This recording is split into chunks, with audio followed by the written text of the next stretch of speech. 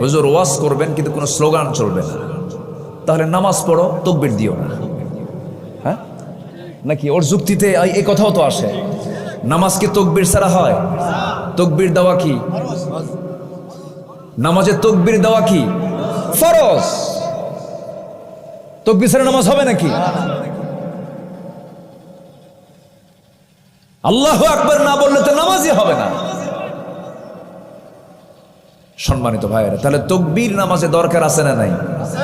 নামাজে তাকবীর লাগে, তুমি সমাজে তাকবীর দিবা না।